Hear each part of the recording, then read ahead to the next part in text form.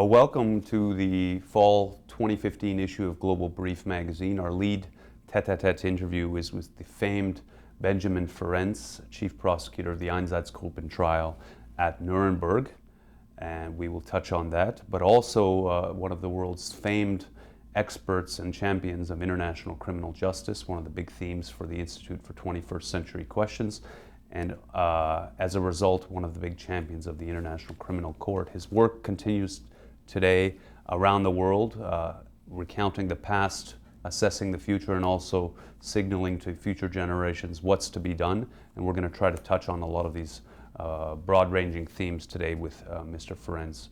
We're honored that he's taken the time from his busy schedule to join us with Global Brief. Thank you, Benjamin. Thank you very much for inviting me. So off the bat, let's go back to when you were just out of Harvard Law School. You became the chief prosecutor for the Einsatzgruppen trials. Can you tell us what those trials were about? Certainly I can tell you what the trials were about. During the course of World War II, the Army had immediately recognized my talent as a Harvard Law graduate who had done research for a professor on a book on war crimes, and I knew everything about war crimes. So they made me a private in the artillery. And in that capacity, I landed on the beaches of Normandy. I fought in every battle until the final Battle of the Bulge. And as we were approaching Germany, we began getting reports of crime. And the President of the United States, together with Stalin and Churchill, announced there were going to be war crimes trials. The U.S. Army knew nothing about war crimes trials. They knew about conduct unbecoming an officer and a gentleman. They knew about AWOL. They knew about desertion. They never heard of crimes against humanity. They never heard of aggression as a crime. One day I was tapped on the shoulder, and I was told to report to General Patton's headquarters. I reported there. They sent me to the judge advocate section, and there I met a colonel, and he said, "Your name has been forwarded to me from Washington, and we have been ordered to set up a war crimes branch." What's a war crime? I believe I was the first man in the United States Army to deal with war crimes. And it was a long time before the Einsatzgruppen came along. The war was over. I went home.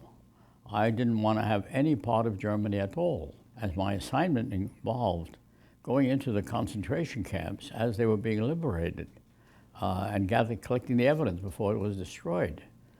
And that required quick action. And that's what I did. We got to Buchenwald. I think that was the first camp. And then a whole stream of camps as the Army advanced.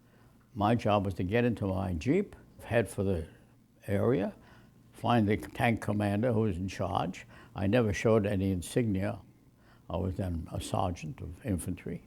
I would say to the commander, I need 10 men immediately, surround the office, the Schreibstube, it was called in German. Nobody gets in or out without my permission. Go in and seize the documents that were there, the death registers of how many transports arrived from where, how many people were killed, the reason for the death, artificial, one after another, auf der Flucht geschossen, shot while trying to escape, shot while trying to escape, shot while trying to escape, my foot, and then typhus, page after page of people who had been murdered. I assembled all that stuff, find out who was the commander of the camp, who else was there. The other guys would do the arresting. The SS was fleeing out of the camp. The inmates were chasing after them, those who could still move, and there were many, Russian prisoners and French prisoners and so on. Total chaos, disease, rats running all around, dysentery, diarrhea, everything there.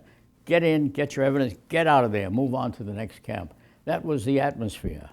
I didn't know anything about Einsatzgruppen, never heard of Einsatzgruppen. That was the war. When the war was over, I got a telegram from the Pentagon, "Dear sir, never called me sir before, would like to talk to you." I went to Washington. I was interviewed there by a colonel by the name of Mickey Marcus, who became famous later because when he was promoted to general, he joined the Israeli army and was killed by a sentry because he didn't know the password. But he wanted to hire me to go back to Germany. He said, Benny, we need you. I said, now, 3 years, I'm out there, and you didn't need me, now you need me? He said, yes, we need you. So I was debating it, but then I was intercepted by Colonel Telford Taylor, and he had been assigned by the Justice Jackson and the President of the United States, Truman, to head up a number of subsequent trials, subsequent proceedings they were called, against a broad spectrum of German society to try to answer the question, how come that all these civilized people get involved in all these mass murders? So we planned a trial against the doctors who perform medical experiments, against the industrialists who were working people to death, against the lawyers and judges who were perverting the law by sentencing people to death, against the diplomats, foreign service, who were lying all around the world about what they intended to do, against the SS, of course, and the generals who participated in these mass murders. So we planned 12 subsequent trials, and I went back with Taylor. Later we became law partners, and we were very good friends. He became a professor of law at Columbia and at Yeshiva University in New York. And in any case, my first assignment was to collect evidence for these 12 trials. Because if you have the suspects and you have no evidence, you have nothing. If you have the evidence and you don't have the suspects in custody, you also have nothing. So my job was to know who the suspects were, organize about 50 researchers to go into the various German archives, the Foreign Ministry, the SS, the Gestapo, and so on, and see what evidence you can extract, which you could use in court to convict them of specific known international crimes. One of my researchers came in and he said, look what I found, big loose leaf folders. And in there were the daily reports. For those of you who don't know German, I'll give you the translation. Reports from the Eastern Front, very innocuous. Ereignismeldungen aus der UdSSR. That's a very innocuous heading. Inside, they had daily chronicles sent from the front back to Gestapo headquarters in Berlin, and there assembled and bound and sent in 99 copies to various other branches of the German government, the German hierarchy, and the SS. And what they were reporting every day is, one, how many Jews they had murdered. They never used the word murdered. They seldom used the word killed. They said eliminated, disposed of, evacuated, moved, such acronyms. But you had a daily report giving you the name of the officer in charge, giving you the place, giving you the time, giving you the body count, and the guys who transmitted, and the list also of who received the report. Brother, that was it. I took a few of them. I flew down from Berlin to Nuremberg. I said, General Taylor, he had been promoted for the new assignment, we've got to put on a new trial. He said, we can't. The Pentagon has approved a fixed number of trials. A budget has been set. All the lawyers have been assigned. We're already starting the work. We can't now start adding new things. I said, look, we have here in my hand cold-blooded murder. I had a sampling of a few of the reports. You can't let these mass murderers go. And he said, well, can you do that in addition to your other responsibilities? And I said, sure. So he said, okay, you do it. So I became the chief prosecutor in what was called the Einsatzgruppen case. It was, in fact, the biggest murder trial in human history. I could prove, and I charged 22 defendants selected by me on the basis of their education and their rank, accused them of murdering in cold blood over 1 million people. I rested my case without calling a single witness, because witness testimony is fallible, and I didn't need fallible testimony. I had the best testimony available. Contemporaneous documents, top secret, seized in the front, and I convicted all of them. and 13 of them were sentenced to death. That was my first case. I was 27 years old. It's never been repeated, and will probably never be repeated again. So that was my introduction to the Einsatzgruppen. We talked before we started the interview about the mentality of the perpetrators of the Einsatzgruppen. What was the mentality in your mind of the perpetrators? Do you think it's possible, well, I suppose it's a banal question, is it possible for that banality to be repeated in different societies? The excuses were so phony, didn't take long to knock them out. Everybody said superior orders, what could I do? If I hadn't done it, I would have been shot. That's nonsense, absolute nonsense, because no German was required to do an illegal act. He carried in his lawyer's soldier's book instructions on what you do. When you obey legal orders, you don't obey illegal orders. Otherwise, the captain arranges to shoot the colonel. So the defense of superior orders was a phony defense made by practically everybody on all levels. And I was thinking here with the top guys. Then, of course, the alibi. I wasn't even there. I never heard of such a thing. They kept it secret from me. I didn't understand anything. When I came back, nobody ever mentioned they killed Jews here. Oh, I never heard of that.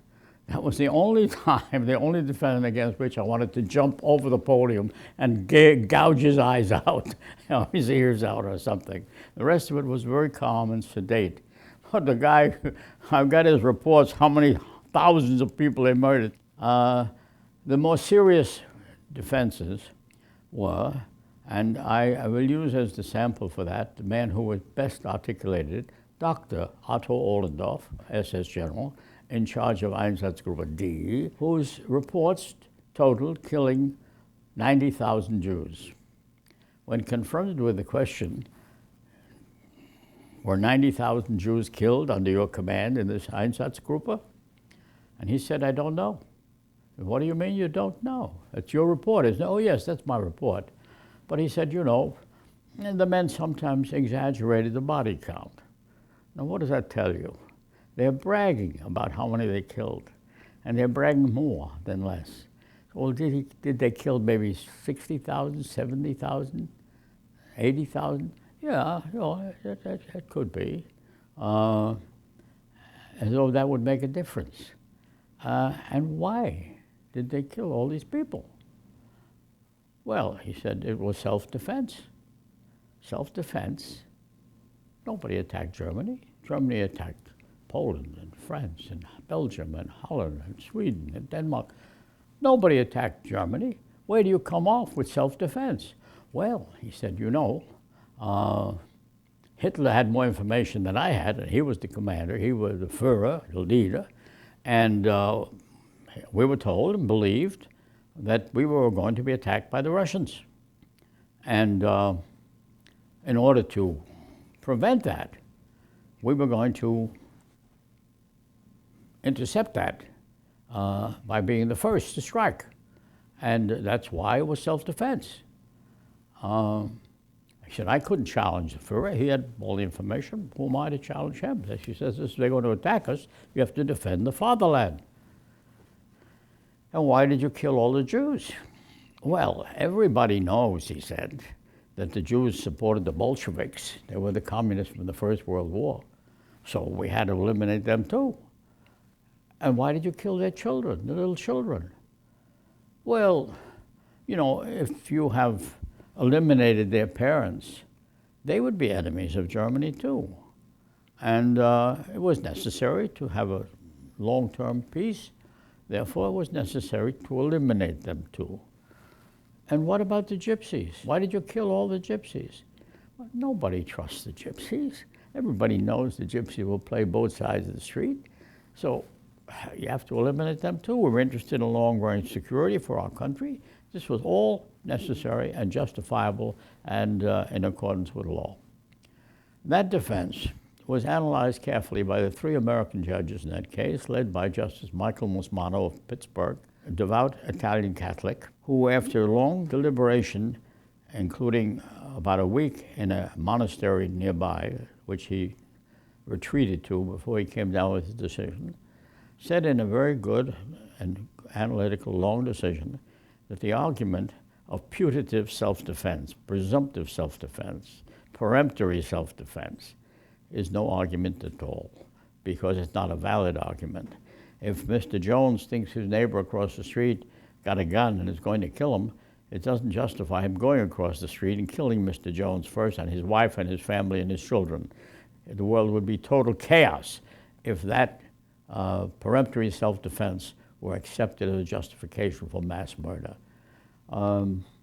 So there we have the mentality from an intellectual, Dr. Ollendorf, father of 5 children, who also purported to be more humane than his other comrades there, and gave as an example that some of them just took the infants and they threw them up into the air and used them for target practice and shot them. Others would take the infants and bash their head against a tree, saves ammunition. He said, but I never let my men do that. I told them that they should allow the infant to remain with the mother, who is screaming and crying, and then aim for the infant, because she's hugging the infant to her chest. The bullet will pierce the baby and will go and kill her at the same time. You save ammunition and it's quiet, and it's a better way to do it. This was the intellectual humanitarian Dr. Otto Ollendorf, father of 5 children. That is, I think, typical of the justification and mentality of mass murderers under these circumstances. When asked if he would do it again, he said yes. There was no remorse whatsoever. He was the only defendant I talked to outside of, at any time. I didn't want to talk to them during the trial or after. I had interrogators who were Germans, interrogate them on everything about them. But I didn't want to talk to them. I said, I don't need them. I don't care what they say. They're going to have to answer these documents. I'll see them in court. After the trial was over and Ollendorf was sentenced to death, and it was quite clear that he was going to hang, I went down to the death house, it was under the courthouse, and I asked to talk to him. And I said, Herr Ollendorf, I spoke in German, although I'd never studied German, I'd learned it. I said, is there anything I can do for you? And I thought, he's a father of 5 children. Maybe he'll say, you know, tell my children I love them. Say something to show some sign of remorse. None whatsoever. He said, you'll see, I was right. The Jews in America will pay for this. And you know, the Bolsheviks will take over, you know? I said, goodbye, Mr. Ollendorf. I turned around and walked away and never saw him again. I was invited to come to the hanging. I didn't go, but they sent me pictures of it. So here you have an intellectual German, and some had double doctor degrees, you know, justifying what they were doing, feeling no remorse whatsoever. My biggest disappointment in Germany at that time was that I never met a German who said, I'm sorry. If they had, I would have perhaps been much more lenient in my approach to them. No regret whatsoever. Moral of the story, intelligent people in time of war can become murderers who would otherwise be normal. Most of my defendants, I picked them by rank in education. These were intelligent, educated people. These were not fools, some bullies or wild men from the street, as is sometimes believed. They must be crazy maniacs. Not at all, not at all. There were people who at a social event or a party would appear to you like anybody else. Warning, warning. People who are normal, under normal circumstances, in time of war, become animals. They become killers. They become mass murderers of children, because I've seen them. That's the best answer I can give you. That's a great answer.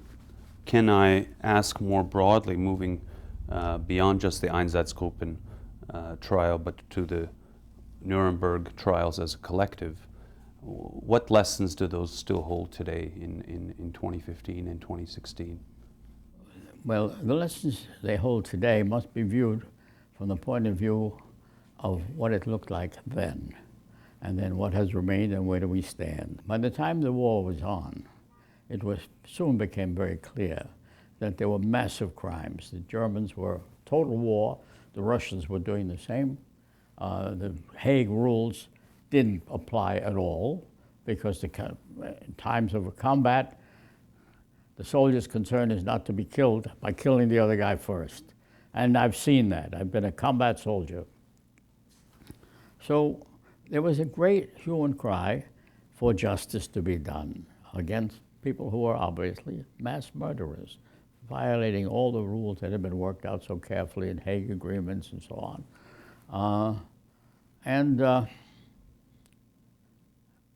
How do you deal with that outcry for justice? After the First World War, we had tried to set up a court to try the Kaiser for the crime of aggression, that he had attacked little Belgium and so on. And the Germans had, although agreed to the Treaty of Versailles, which contained that, they had then balked and refused to do it, and there was a big debate going on. They finally settled by letting the Germans try their own criminals, and that turned out to be a farce, because they gave them a light sentence, or they immediately escaped. And so the attempt after the First World War, which again was a case of aggression against a peaceful country, it didn't work. And the determination was to do something about it. And the logical conclusion was put them on trial, listen to their defense, see if they're guilty of committing atrocious crimes which have been condemned since biblical days, and if so, hold them to account. That was the plan. And at the same time, there was the idea of creating a new United Nations, which would lay down new rules for peaceful living together and settling disputes in a peaceful way, for building up a lawful and more social society. So these two things together, the rule of law epitomized by the Nuremberg Tribunal and the United Nations Charter, the hope for the future. This was a necessary thing at the time. Now you ask, well, what happened? Well, was it complete justice? Of course not. Of course not. The crimes were committed by millions of people. Maybe I'm exaggerating. Maybe there are hundreds of thousands. I don't know. But from what I saw, millions, I think, is not a bad figure, because they were committed on all sides. And that's what happens in war, on all sides. In every war that I've studied, and I've studied a lot of them. I'm not saying they're all equally guilty. Depends on the circumstances. Self-defense is permissible, even under the UN Charter. But this concept of bringing to justice at least the main perpetrators, to show the world that this is a prohibited act. The biggest step forward from Nuremberg, the Nuremberg trials, led by Justice Robert Jackson, one of our most outstanding jurists, was to condemn aggressive war as the supreme international crime, because all the other crimes are committed during war. To the ladies who may be watching this, there's never been a war without raping the women. I have seen it. The Russians came into Berlin. The women were begging to find an American to protect them. So war breeds all the other crimes. And the Nuremberg court said, because it's a supreme international crime, we will make aggressive war making a crime. In the past, it had been legal. Even under the statute, under the Versailles Treaty and the League of Nations, warfare was legitimate, providing you gave your opponents 30 days notice. We changed that, or we tried to change it. We said no more. From now on, no more. You can't go to war. And the United Nations Charter began. We, the peoples, in order to save succeeding generations from the scourge of war. And they set up then this whole United Nations organization. But war was what we were trying to prevent. And, well, the trial itself was very select. Hitler committed suicide. I was looking for him at the time. I was heading for the bunker. I was going around looking for him in Berchtesgaden. He beat it out of there before I caught up with him. I got to the bunker. The Russians had already scooped up the whole hole in which he had committed suicide. The bunker was empty. Later it was flooded. He committed suicide with his top henchmen, with their families, all of them, Goebbels. And so we were left with Hermann Goering as the most characteristic figure. And as some of your audience may know and some may not know, after he was sentenced to death, given full opportunity to say whatever he wanted in his defense, he committed suicide by taking cyanide. Some will want to know where he hid the pill. I know where he hid the pill. We had a trial of some of the top people. Albert Speer, who was in charge of providing labor for the industry, IG Farben and other big companies, Krupp and Siemens and so on, where the rule was work them to death under a program called German Vernichtung durch Arbeit, destruction through work. And the idea became acute in the German mind after Stalingrad, when the Russians stopped the German troops in Stalingrad and began slaughtering them for a change. And they realized that just taking the Jews out and killing them was not profitable. You do better if you let them work them to death, because we still needed them for the aircraft industries and for the other production things that were necessary to win the war. They thought the war would be won in a few days, like they did in France. Well, it wasn't going to be won like that way. And they decided that they'll do is they'll select them. First, you have to build new railroad lines, taking them out of Germany, because you don't want to do this in the middle of Germany. You want to do it wherever you've got them, in Poland, in Ukraine, in Russia itself. And how do you go about killing all these people, millions of people? Well, they had a big conference on that. And who sat at the conference? Not a bunch of mad dog killers. They all came with polished boots. I have photographs of it. Very intellectual, very intelligent, and they're discussing what's the best way to kill. They thought it would be 12 million people. They had a list of how many Jews were expected in the different countries, and it came to about 12 million. And how do you do that? Well, you have to build railroad facilities, you have to build special destruction machines, whether it should be a crematorium, should it be something else, where should they be located, and so on. And they're planning to murder millions of people. And they're all very polished and all very intelligent, and they're making careful notes of this conference, which took place in a little villa on a lake outside of Berlin, Wannsee, it's called. Go to the Wannsee, it's still there. The Germans, the West German government has made it into a museum. The whole protocol, as they call the minutes of the meeting, is spread out on the glass, page by page, with photographs of the participants in that meeting and what happened to them. Most of them, nothing happened. Either they disappeared, many of them were killed in the war, I assume, I hope, and a few of them were put out in trials. I had one of my Einsatzgruppen guys was there too, and or they were tried by the Germans later and given light sentences. So this is the setup of how you go about killing millions of people in an intellectual and efficient German way. Do you think, Ben, in retrospect, we discussed that you were a student at Harvard Law School when the Second World War was at its apex. Looking back now in 2015, as you look at different war crimes being committed around the world and as you project forward, was there a way to have stopped the Holocaust militarily or politically back then? And secondly, what instruments can be used to stop genocides today? There was no way to stop it. It had gone too far. And we didn't have the mechanisms in place in order to stop it. And the result was the only way to stop it was to try to kill the people who were doing it, or catch them, kill them. And that, of course, involved killing more people, many of whom had never harmed anybody. So the only way to stop it was to win the war?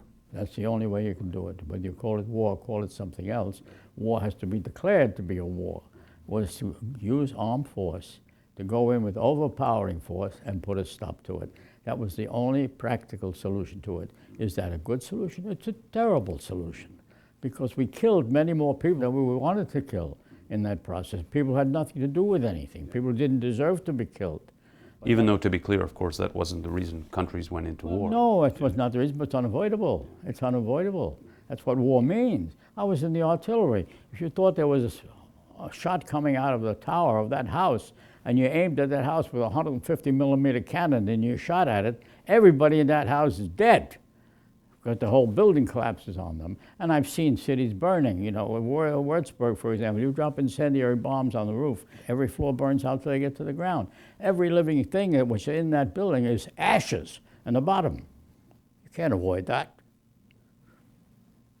We will get to some of your arguments about aggression and crimes against humanity, but today, what can we learn in terms, is there an alternative mechanism apart from war making to stop these? You can't do anything until you have created the instrumentalities that you need in order to avoid the action which you would like to prohibit.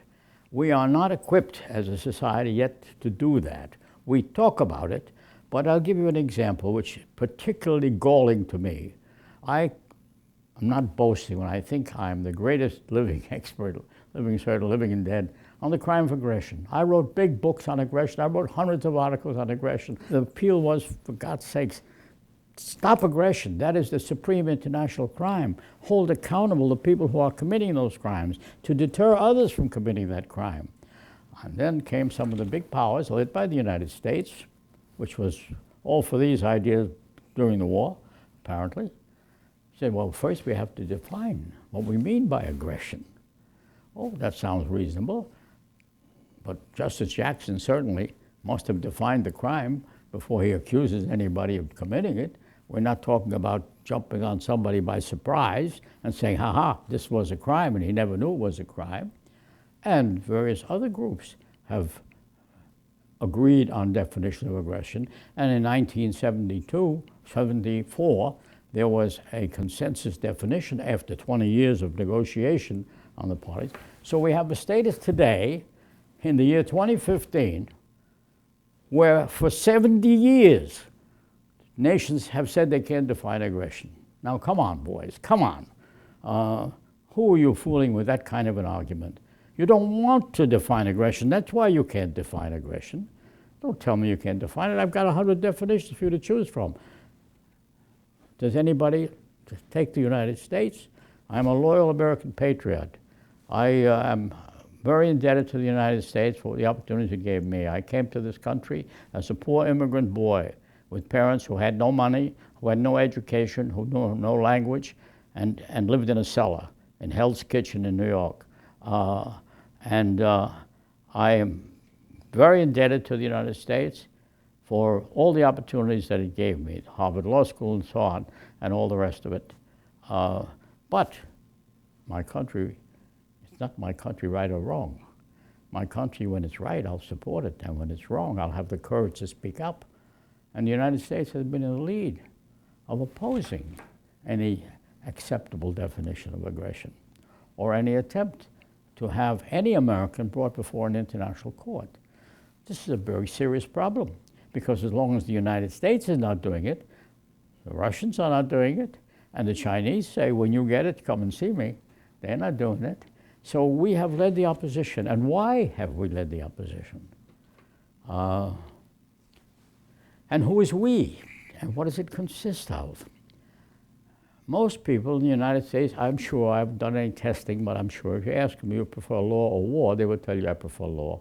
Otherwise, they're playing crazy. They don't know what war is about. But there is a small minority, mostly from the southern states. They're entitled to their opinion. Their opinions are entitled to respect. You don't have to follow them. Their opinion is, we are Americans, we are noble, we are good. We're not going to let any foreign court tell us when we're going to decide to defend our national interests by sending our boys and girls into combat. We're not going to give up that power. We are the most powerful nation in the earth. Why should we surrender, stand naked before our enemies and let them have it? And this is a point of view of a small minority, I'm sure, but it's sufficient in this country where the president is elected by 2 or 3% most of the majority in the elections to throw the weight the other way. If they could say of the president, you see, he agreed to send our boys to be tried in these foreign courts, an international court, can you imagine? He would lose the election. If you lose the election, you got nothing.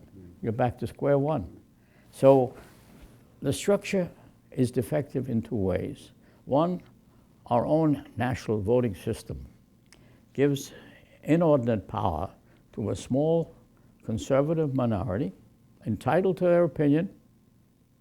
They should state their opinion. People can vote on it and see, but they're not entitled to block action. And a treaty requires 2/3 of the Senate to approve. Without that, you got nothing. And you can't get 2/3 on a contentious issue like this. So structurally, we haven't got that. But in addition to that, we don't have, and again, because we didn't want to have it, the structures necessary for a more humane and peaceful world. And that consists of 3 points. You need laws which define what's permissible and what's not permissible. You need courts to determine whether the laws have been violated, and you need a system of effective enforcement. I've spelled all of this out in books of many volumes, and they're all free on my website. Anything on my website is free to anybody who will use it for the purposes of world peace. But those 3 components, the third component, enforcement component, is totally missing. We don't have it. So we are trying to stand on a very weak and wobbly 2-legged stool. The laws are beginning, international laws. We have prohibited aggression, we have a courts going of sorts. It's there. It doesn't condemn aggression, but it condemns crimes against humanity. But enforcement, we don't need enforcement, we don't want it. Violation of the United Nations Charter, which called for an international military force to be set up by the big powers who were entrusted with maintaining the peace. They have betrayed their trust. They have betrayed their trust, all of the big powers. I was a soldier who fought in World War II. We fought to make the world safe for everybody. And in my Einsatzgruppen trial, I said the case we present is a plea of humanity to law, and it's the right of all people, regardless of their race or creed, to live a peaceful life. They were murdered because they didn't share the race and the color and the political view of their executioners. And that was a terrible thing. And we should not permit that to go on. And it still goes on today. Have I fought in vain? Maybe. I don't think so, because we're moving in that direction. There has been a gradual awakening of the human conscience. And I pointed that out when the International Criminal Court, which they told me I would never see, the second International Criminal Court after Nuremberg, had its first case. And I was invited by the prosecutor to make the closing statement for the prosecution, and I did. My first case was I was 27 years old. The second one, I was 92. And I pointed to the change, that there has been an awakening of the human conscience, a slow awakening. We have a court. We have crimes against humanity. We are beginning to think of our neighbor and the need to protect everyone so they can live as members of one planet, to share the resources on that planet so that all can live in peace and human dignity. That was the theme of a little book called Planethood, which I also wrote. So, am I pessimistic? Am I optimistic? I am realistic. I see the difficulties, but I also see the progress. And I'm a little frightened, not for myself. I'm in my 96th year now, but I know that we now have the capacity to kill, which was incredible. We can send drones from outer space, from cyberspace, now can kill individuals as well as cities. We can cut off the electrical grid on planet Earth so that everything is dark. Nothing works. The water pumps, the hospitals, everything is shut down. How long does it take for everybody to die? If we don't develop some effective controls where human kindness becomes our goal and not the destruction of perceived enemy, what's going to be like? The present system, you ask the participants to decide who's right and who's wrong. Of course, the perpetrator thinks he's right, and of course the victim thinks the other guy is wrong and he's right. And there's no third party, an impartial court, to deal with it. As long as you have that, it's unavoidable. You ask me, could we have stopped World War II? No, we couldn't have stopped. We didn't have the machinery. Can we stop war today? We cannot. We cannot kill an ideology with a gun. What do we think we're doing? Every time we try to kill an ideology with a gun, everybody else who shares the ideology wants to kill us all. That doesn't help. That doesn't help. Can we, this is expansive and it treads into an area to which I want to return later on aggression, and your many theses on that, and I want to really delve into that. Can I ask, almost as a thought experiment, but of course you've thought about this extensively, if the global instability caused by an attempt to stop a genocide, whether it was in Germany or ones we've seen recently or ones tomorrow, if the global instability caused by the intervention to stop a genocide is great, should the genocide be stopped? Well, You're mixing up several different points there, but let me take them apart. Should the genocide be stopped? Of course you should try to stop any. Should it be stopped if it causes greater instability in the world? That is, in more deaths. You don't know in advance how the scale is going to work out. If you're a doctor and you give the patients all medicine, you know it's going to kill them, that you're not a very good doctor. So if you see that your behavior is going to cause more people death than you could save, then you shouldn't do it. It's a stupid thing to do. It's a bad bargain. So, and that may very often be the case. The urge to be helpful causes you to disregard the existing law or the non-existing law. Take Libya as a point. Libya is a point where many countries, particularly in the West, argued that there was a genocide that was about to happen. It hadn't happened. And the intervention, which resulted in the removal of Gaddafi, has resulted in great instability, many more deaths. Would that have been a justified intervention, in your view? You've raised the question about humanitarian intervention.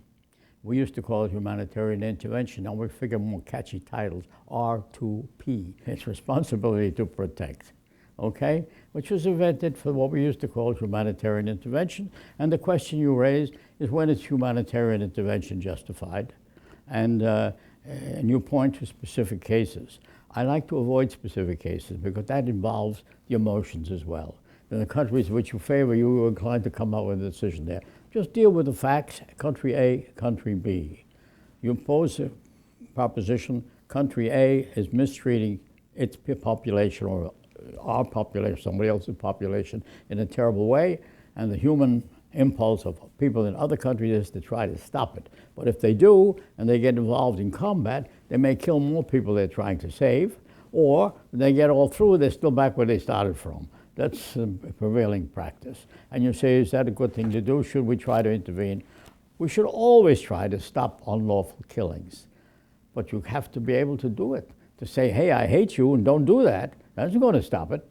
To go in and say, I'm going to kill all your neighbors, that's not going to stop it. It's going to give you more dead people when you're through. You have to change the way people think. You must change the heart and mind of people.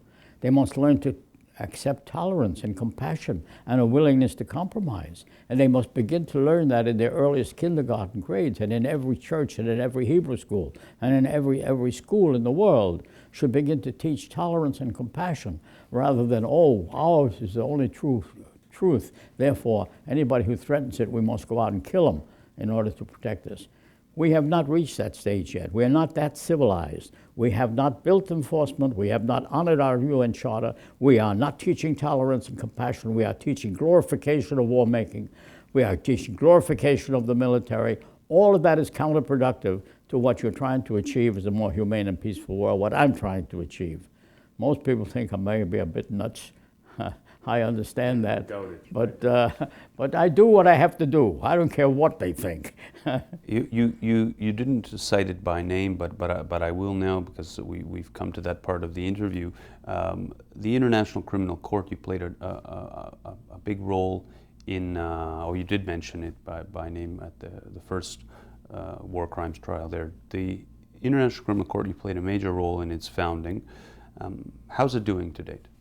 The International Criminal Court must be seen in its proper historical perspective. If I had to tell you how is it doing, I would say not so hot.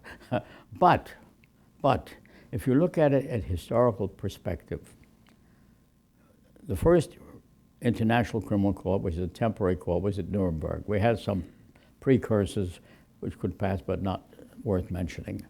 And this was an attempt by the world community to create a permanent International Criminal Court. Most people, and I, of course, was, because I was traumatized by what I saw, because of my experience in Nuremberg, is seeing the rule of law and listening to Jackson and the judges and the wisdom of their decision, I was determined that I would do whatever I could to prevent war making. You need the laws, you need the courts, you need the enforcement. Those are the three components, and I was working on the laws. I wrote 2 volumes on defining aggression. I know about that subject. On the courts, I wrote 2 volumes on International Criminal Court. I wrote 2 volumes on enforcing international law. So the enforcement leg is missing. And how do you go about intervening in a way which will end up doing more good than harm? That's your question. You can't, is the answer. You want an honest answer? I give you an honest answer. There is no magic pill. We don't have the medication for that ailment yet. We're working on it. We're not near getting it. And until we get it, the patient is dead. It's going to die. But the ICC as such, where do you see it a decade from now? The ICC is a prototype. Reminds me of the days when the two Wright brothers were sitting on a bicycle and saying, hey, if we pedal this and put a wing on it, it's going to fly. And people said, you're crazy. Never going to fly. It's a bicycle. And said, well, maybe make the wing a little bigger and go a little faster. That's how the airplanes began. Today, there are thousands at this minute flying in the air all around the globe. Said it couldn't be done. It's done. Another story I love to tell is about Tycho Brahe. Tycho Brahe was a Danish astronomer, lived at the time of Galileo Copernicus, where the astronomers thought that they would find the meaning of the universe by studying the stars. And Tycho persuaded the king of Denmark to build an observatory, and he would study the stars. And he did, and he made charts of the stars. And after he'd done that for about 20 years, the old king died, the young king came up. Some of his budget guys said, hey, what's going on down there at the island of Ven? Check them out. And they came down and they woke up old Tycho because, as you know, astronomers, they work at night, they sleep by day. And they woke him up and said, hey, old man, what have you been doing here these last 20 years? He said, I've been charting the stars. You have a beautiful book. He said, it's there, and I have 90 charts. I can tell you exactly the movement of all the stars. Well, what do you hope to achieve? Well, if I live long enough, I hope to achieve 100. Yeah, but what's the use of it? What's the use of it? Well, he said, I have not been able to discover the meaning of the universe, but I know that someday somebody will, and I will have saved that person 20 years of labor. Now, it so happened when our astronauts landed on the moon, one of the landing spots was named for Tycho Brahe, and they had the tables of Tycho with them. That's what I'm doing. So you remain an optimist that the ICC is a prototype, but it's a prototype. There's a general tendency in the right direction. Much too clumsy and too many people, and they have great difficulties anyway, because you go into Africa where the people, different tribes are killing each other. Hutu killing Tutsi, in a genocide in Rwanda in our time, a disgrace to our civilization. Same color, same geography, and they're killing 800,000 people in about 30 days with machetes. You don't need nuclear weapons. In our time, what are you going to do? We have failed. We have failed to build the institutions, and we continue to fail, and until we have built them, it will continue to go the same way. Whether be the Middle East or the Near East or any of the other countries. As long as you rely upon the protagonists to be the ones who decide whether what they're doing is right, and they're willing to die and kill for their particular ideals, whether it be religion or territory or economic circumstances, you will never have peace. I'm giving you my honest opinion. It's not my desire. My desire is to have everybody live at a minimum standard of human dignity. I don't care where they're from, what their color, what they preach. But that is the reality as I see it today. For that reason, I plead with those who come after me, change it. If you don't change it, our capacity to kill is so great, we'll kill everybody. This will be another dead planet floating through a vast universe. Is that what you want? Is that the fate of man on this planet? If you don't do anything about it, that's what's going to happen to you. Not my business. I'm stepping out. But I think the young people will see things differently. And with their new capacity to educate with a little machine in their hand, they will soon end the illiteracy, which now blinds people in different parts of the world. And it will gradually move to a balancing of economic interests so that everybody can live like a human being instead of starving. That will happen in this little instrument. And magazines, I hope Global Brief will reach many people. This will happen. It's the only way to survive on this planet.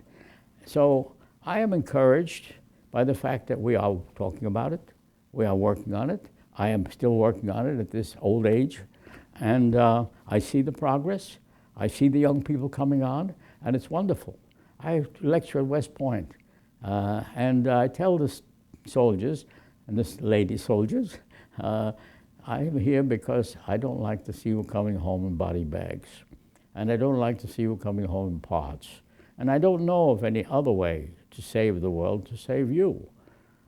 If anybody has a better idea, I'm open. I'll accept anything. I'm not peddling anything to anybody.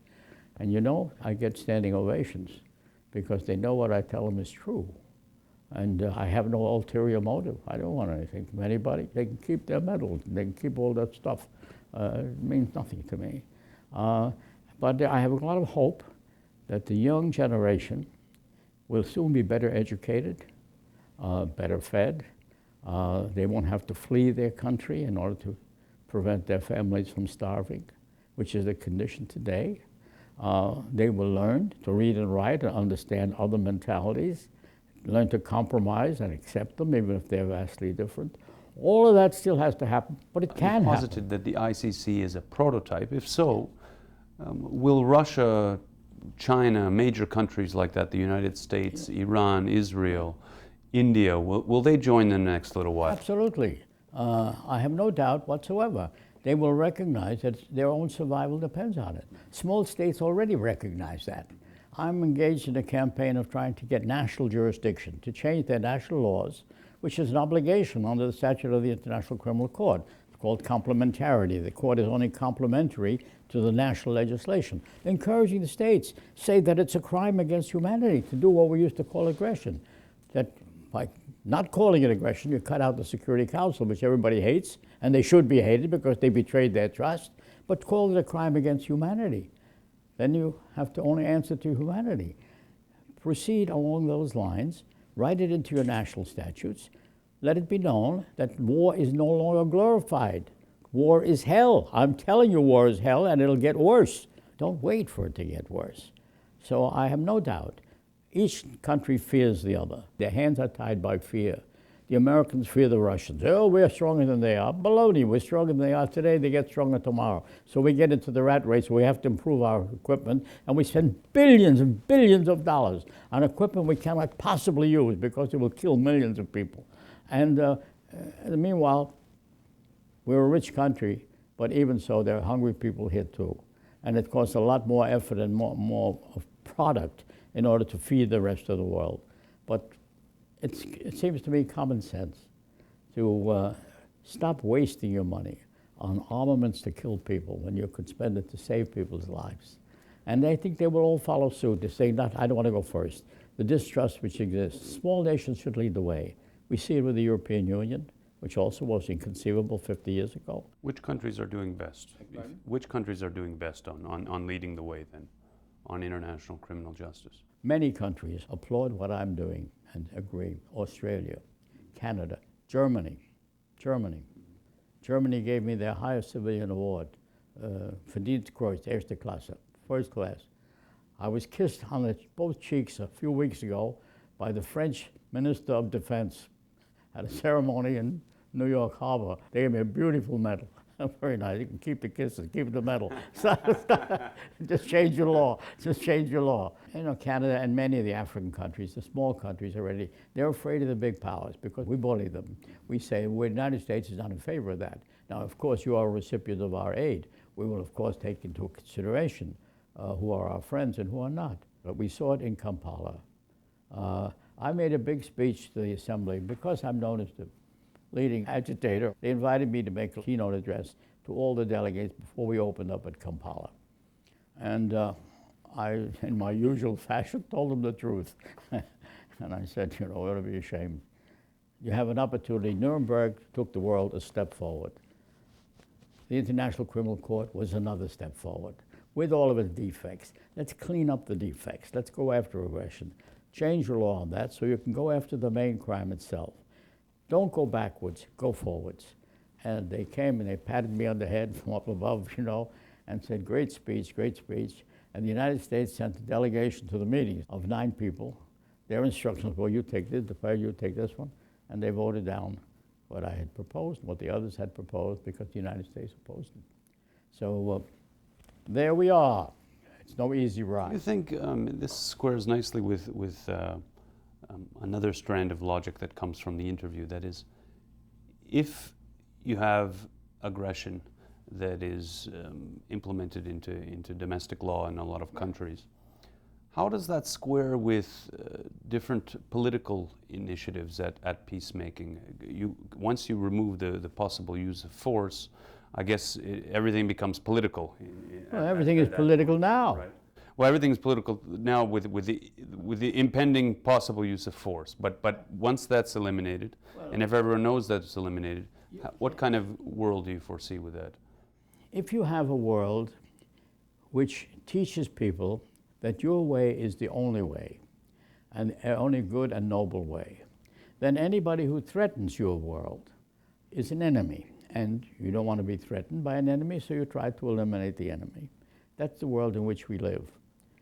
The values are usually based on religion, economics, or nationalism, or something similar. Our right to have our flag, or something which has really no logical significance. The only way to get around that is to stop glorifying war and glorify compromise and glorify compassion and glorify a willingness to say, maybe I'm wrong, maybe we have to settle it some other way, and setting up the mechanism to do that and to enforce it. We don't have that.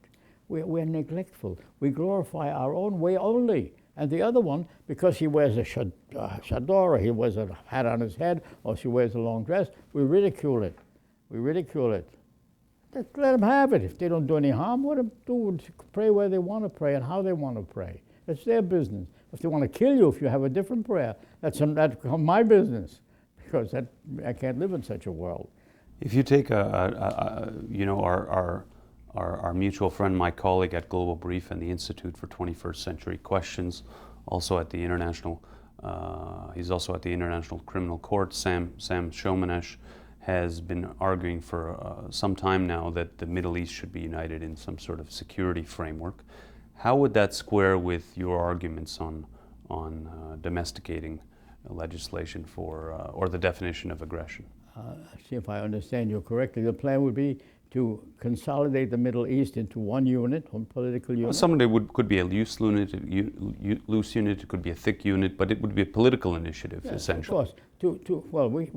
The European Union is a good example of that. Yeah, the European Union is maybe too ambitious over time, but a much more modest one to start. Well, it's European Union junior size.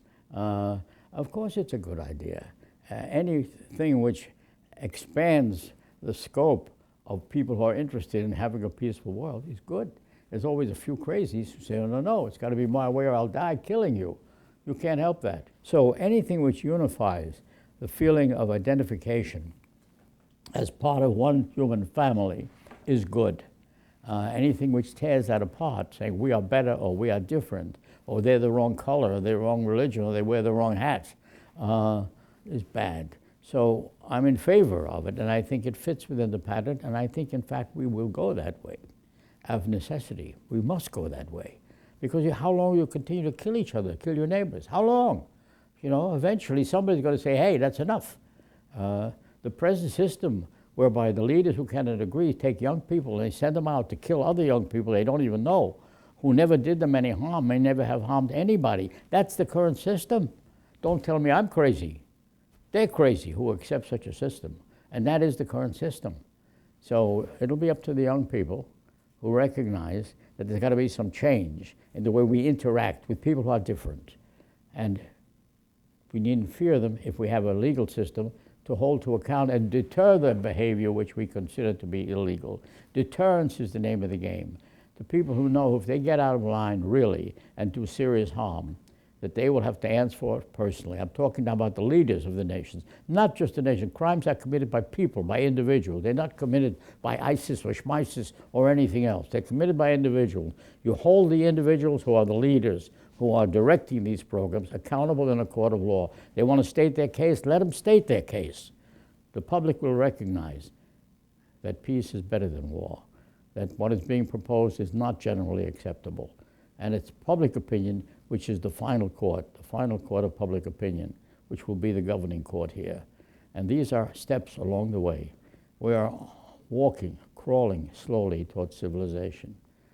I hope we'll get there, but it depends on the young people who will not be discouraged, who will see that you can get to the mountaintop, but you have to keep pushing all the way. Now, I promised we'd get to this, so I'd ask you kindly to expand on some of your theses on aggression. You've argued that the illegal use of force should be incorporated into the legal definition of crimes against humanity, correct? Yes. Can you elaborate step by step Yes. on what the logic would be? The problem arises because the big powers are not led by the United States, followed by the other big powers. By that I mean Russia and China and Pakistan and India and so on, has taken the position that aggression, Nuremberg may have declared it to be a crime, but we don't think it's been adequately defined. Therefore, we can't try somebody for a crime which hasn't been a crime. That's a phony excuse, please. Don't lie to the public that way. You can say you're against controls over your decision to use the use of force.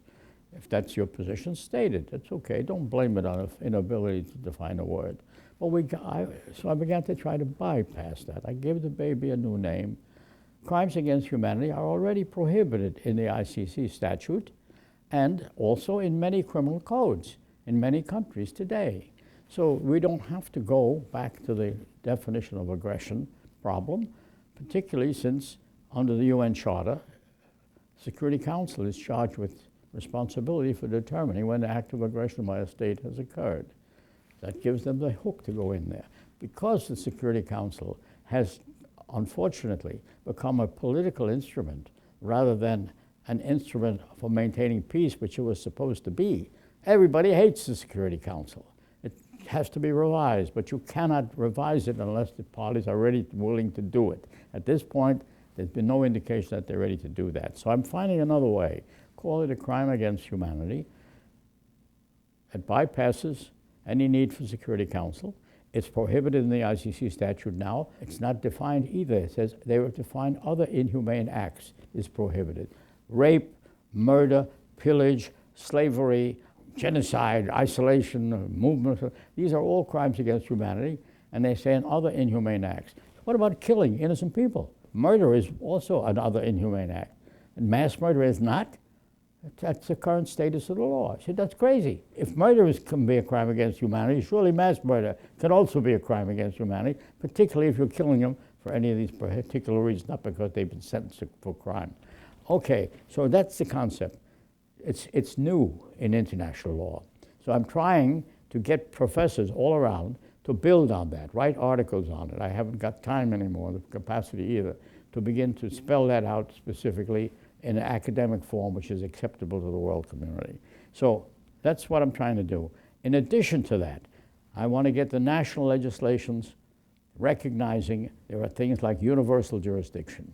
Piracy was our original crime of universal jurisdiction. Anybody who captured the ship, that was the rule, accepted, because that was such a terrible crime, it interfered with commerce, and there would be no derogation for any reason. We have to do the same. If taking a property was a universal crime, what about taking human life? Is that not also a crime? So you have to take the concept of universal jurisdiction and put that in as well. So you got your national jurisdiction, you have principles of universal jurisdiction, and in addition, something new which has not been done, but which I did in connection in Germany with the slave laborers. You must hold accountable those individuals who are responsible for the harm. It's a simple principle of law. He who does the harm should try to make good for the harm. That means if they go to war or use force illegally means it's not in self-defense, violation of the UN Charter, and the Security Council has not approved. Security Council retains its power. So you must go after them civilly as well. Hit them in the pocket nerve. Head of state who's been working kids in the mines to dig out diamonds, that's a crime against humanity. When he's going to be arrested and tried, and he hides his bank account in Brooklyn, we're going to go to Brooklyn and sue him in a Brooklyn court and grab the money and hold it. wherever in the world he goes. So we have to get civil action as well as national action, broadening of the legal base by recognizing the scope of crimes against humanity. That's a good beginning. And I'm working on that through universities and through publicity. We need the press, we need the media, we need television. That's why I'm sitting here at the age of 96 and talking to as many people as I can talk to, because I see the light at the top of the mountain, and I'm trying to pass it on as long as I can. So there are many things which can be done and should be done. People should see the big picture. Use the school system, educate at the lowest levels, use the church.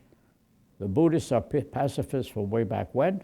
I've been working with Buddhists as well. I have been working with church groups. I have been working with educators on different levels, trying to change the way people think and feel about war, which is now glorified.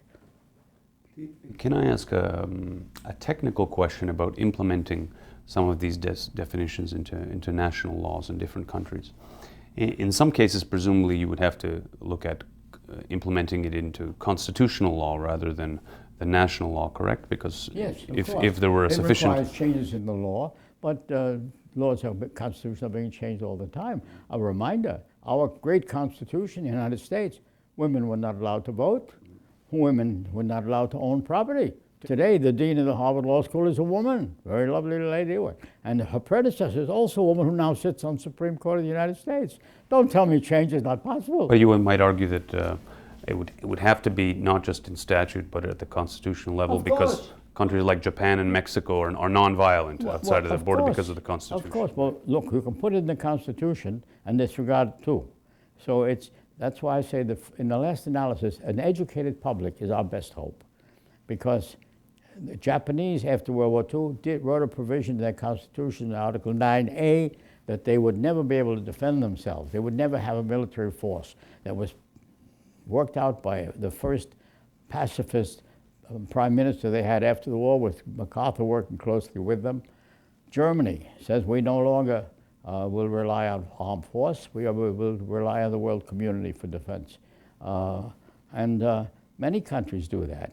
So constitutions can be changed if there's a public demand, but the public has to be told the truth. You can't lie to them. Stop deceiving the public, tell them the truth. I have faith in the public, I have faith in the young people. If they don't understand it, they'll ask. If they don't ask, send them to another school, let them ask. Where are we, Ben, on the Kampala amendments? I believe there are 23 state parties. Kampala amendments give us a very convenient excuse to do nothing. I was at Kampala.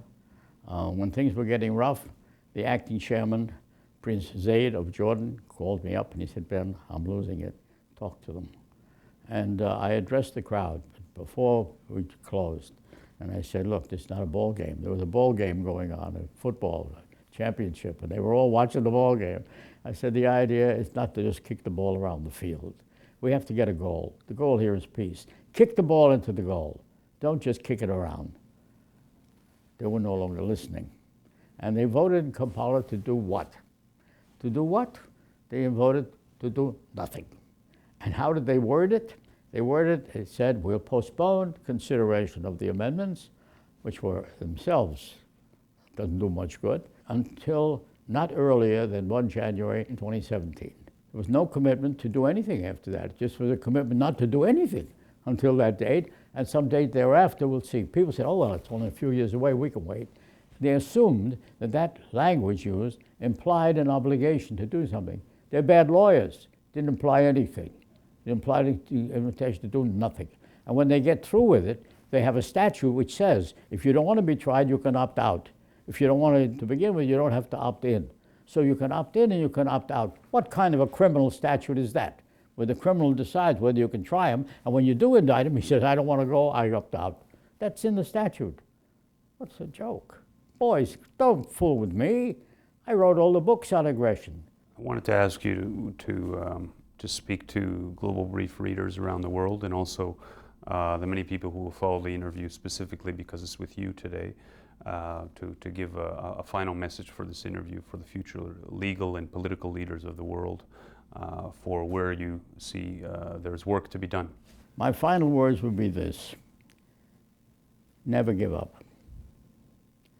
You need laws, and you need courts, and you need enforcement. Those are the basic ingredients. It's not complicated. Be honest.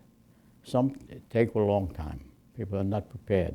They have to be educated to accept what I'm proposing. It costs them nothing, really, because I'm tolerant of all different opinions. I don't say you have to follow my ideas or your religion or my whatever. Just you cannot use violence, armed force, in order to protect your interests. We have to build a court with power to do it. We don't have it yet. But we have moved a long way in my lifetime. I was told it was not possible. I was like Tycho Brahe. We have saved people 20 years of labor. They have landed on the moon. That was said impossible. When I grew up, they said, you're like reaching for the moon. We've reached the moon. We're reaching for Jupiter. So it's possible to do the impossible. Don't let anybody tell you it can't be done. It can be done. If there's a will, there will be a way. You find the way. I've pointed the way, and I wish you good luck. Thank you, Benjamin, for the time. That was terrific.